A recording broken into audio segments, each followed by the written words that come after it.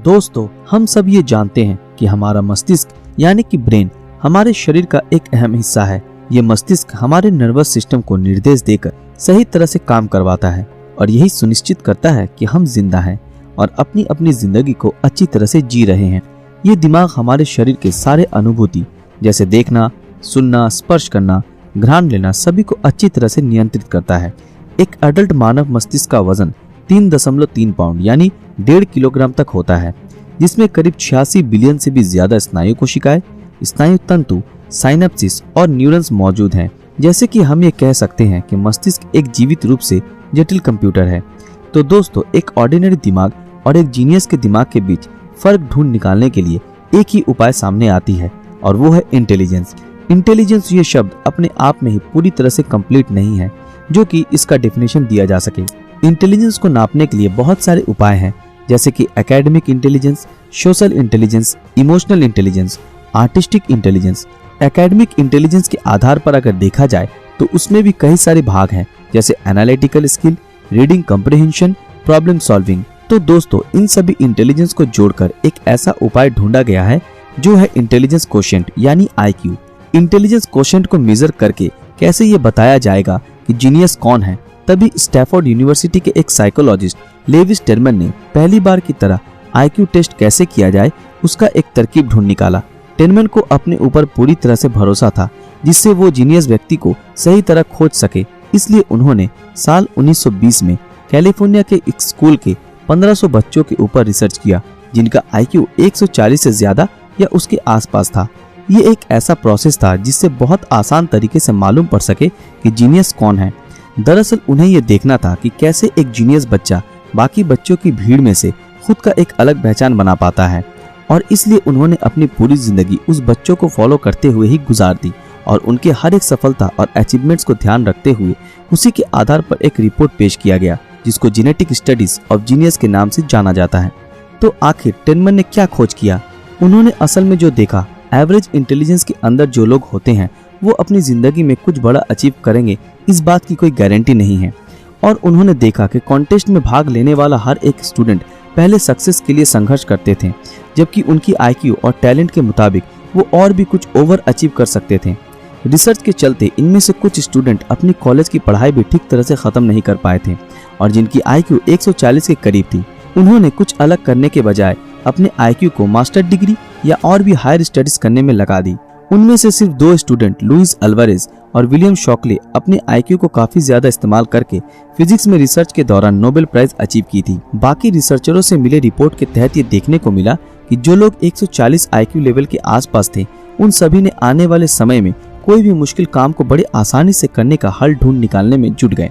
इन reports के कहीं पहले स्लोवेनिया में हुए एक रिसर्च के दौरान ये देखने को मिला कि जिनकी IQ लेवल 127 या उसके करीब है वो लोग उनके दिमाग के सारे हिस्से को सही ढंग से इस्तेमाल करते हुए बड़े से बड़े मुश्किल काम को भी आसानी से हल कर पाते हैं। पर सिर्फ IQ लेवल से ही ये साबित नहीं होता कि व्यक्ति कितना जीनियस होता है। दोस्तों, जीनियस होना इतना भी आसान नहीं है। इसके पीछे और भी कई सारे विषय निर्भर करता है, जैसे कि Einstein, Leonardo da Vinci, Shakespeare, Mozart, Tolstoy, Newton, Darwin और भी कई सारे व्यक्तित्वों ने जीनियस का दर्जा हासिल किया था। अगर आपको सच में ये जानना है कि क्या फर्क है उनके और हमारे दिमाग में, तो आपको उनके दिमाग में झांकना पड़ेगा। खुशकिस्मती से आज हमारे साइंटिस्टों ने उनमें से कुछ के दिमाग के ऊपर रिसर्च भी किया है, जैसे कि एल्बर्ट आइंस्टाइन।